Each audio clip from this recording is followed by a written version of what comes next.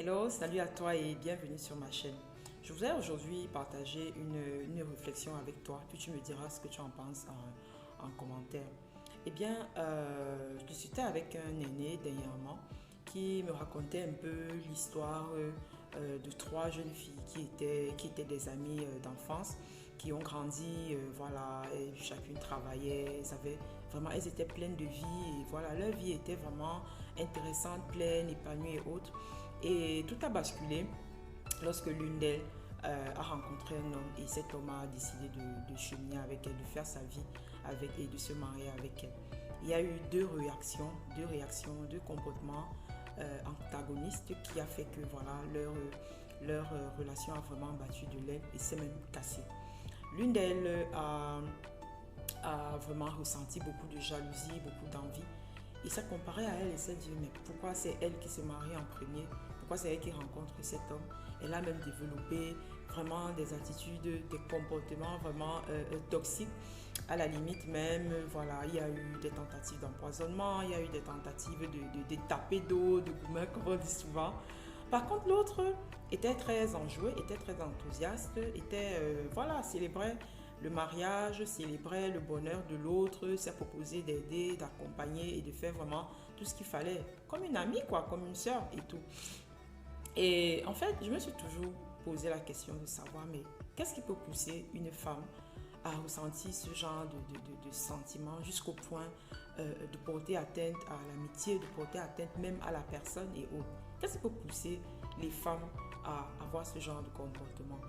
Déjà, avec mes multiples recherches et autres, et à l'issue de l'échange avec cet aîné-là, j'ai compris que déjà, le sentiment de jalousie, d'envie, c'est un sentiment normal que tout être humain ressent à un moment donné.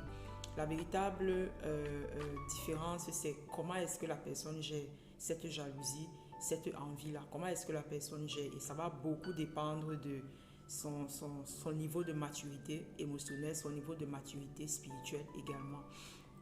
Et aussi, j'ai compris avec le temps et la réflexion et les recherches que la véritable cause, c'est-à-dire la cause fondamentale qui fait que une femme voilà, ait ce genre d'attitude, ce genre de sentiment qu'elle n'arrive même pas souvent à bien gérer et qu'elle arrive justement à ces extrêmes-là, empoisonnement, tuerie et voilà, et tout ce que vous pouvez imaginer. Je sais que vous avez déjà vécu ça, soit de près, soit de loin avec des personnes que vous connaissez. Eh bien, je pense que la cause fondamentale, c'est l'ignorance de sa véritable identité.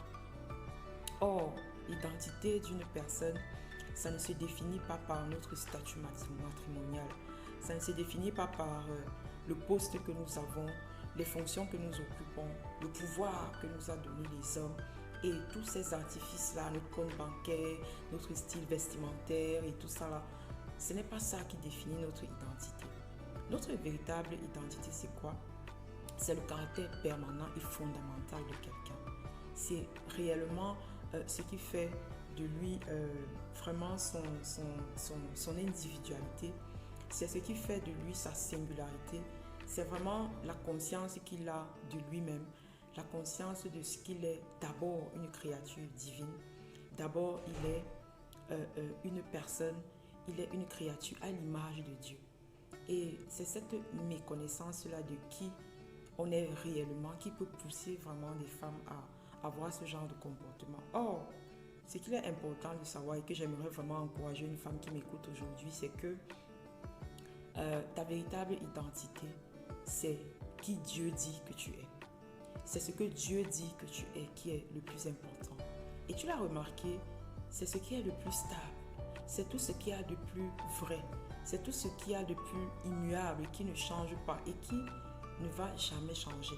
C'est qui Dieu dit que tu es. Et Dieu dit que tu es son ami, que tu es la prunelle de ses yeux. J'ai pris le temps de prendre des notes un peu. Que tu es vraiment l'élu de son cœur. Que tu es un ouvrage de Dieu. Que tu es une héritière de Dieu. Que tu es vraiment son enfant bien-aimé, son enfant de lumière. Que tu es le temple du Saint-Esprit, que ton corps est le temple du Saint-Esprit. Que tu es la prunelle de ses yeux. Que tu es une amie, que tu es son ami, que tu es son sacerdoce royal. C'est ce que Dieu dit que tu es. Et c'est ce qui est la vérité. Donc, je voudrais vraiment encourager ces femmes-là qui ont du mal vraiment à célébrer le bonheur de leur sœur, qui ont du mal vraiment à être contents véritablement, hein, pas voilà, heureux de façade, le sourire de façade, non, c'est-à-dire d'être véritablement content quand quelqu'un est heureux, quand quelqu'un a cette grâce que toi tu attends, quand quelqu'un a fini par avoir cette grâce maritale pour laquelle toi tu es encore en train de prier. Je voudrais vraiment t'encourager à te poser les bonnes questions de pourquoi est-ce que tu as ce sentiment et que tu n'arrives vraiment pas à surmonter ce sentiment-là, à transformer ces sentiments négatifs-là à des sentiments positifs. C'est normal de ressentir de la jalousie, mais c'est anormal de vraiment ne pas la surmonter au point de faire du mal à la personne juste parce qu'elle a été baignée avant toi, juste parce qu'elle est heureuse tout simplement. C'est mal et ça dénote simplement l'ignorance de sa véritable identité, celle que Christ dit, celle que Dieu dit que nous sommes. Et je voudrais vraiment encourager ces femmes-là à revenir en elles, à vraiment se remettre en question et à se dire, mais pourquoi est-ce que j'agis comme ça? Mais pourquoi est-ce que j'ai ces sentiments-là? Mais pourquoi est-ce que je ressens ce que je ressens? Et elles se rendront compte qu'il y a vraiment un défi au niveau de la connaissance de leur véritable identité. Et ça fait partie des modules que j'aborde de manière vraiment profonde dans ma masterclass, le programme des clés que j'ai dédié aux jeunes femmes célibataires qui veulent vivre, sortir de la frustration du célibat et vivre vraiment leur célibat selon les principes de Dieu. Vivre leur célibat de manière libre, de manière épanouie, de manière productive et préparée à des futures relations saines, à des futures relations vraiment équilibrées, cette capacité qu'elles auront à construire des relations équilibrées qui vont mener certainement ou pas à un futur mariage heureux. Je voudrais vraiment encourager toutes ces femmes à qui cela parle de me rejoindre dans ce programme, dans cette masterclass qui va leur permettre vraiment de faire la différence.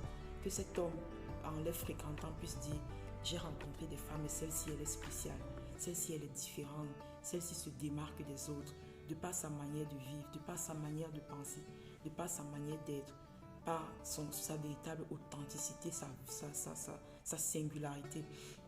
Vraiment, chère femme, chère jeune femme, partage cette vidéo à une femme qui a besoin de l'entendre. Partage simplement cette vidéo ou alors mets en commentaire ce que tu en penses et les réflexions que toi aussi tu as peut-être menées de ton côté, parce qu'on a vraiment besoin de sortir de ce carcan-là. Ce n'est pas parce que tout le monde le fait que toi aussi, ma reine, tu vas le faire. Sors de ce carcan-là et décide vraiment de prendre ta vie en main. Décide de vivre ton célibat de manière différente. Ce célibat-là qui plaît à Dieu. Décide vraiment de le faire et voilà. C'est ce que je voulais vraiment partager avec vous. Je ne sais pas ce que vous en pensez. Vous mettrez vos commentaires et voilà, vos différentes expériences également, pour que ça puisse nous aider à grandir et à progresser ensemble. Voilà. Like la vidéo, partage, je sais comment ça se passe. Et à très bientôt pour une prochaine vidéo. Je vous entends en commentaire.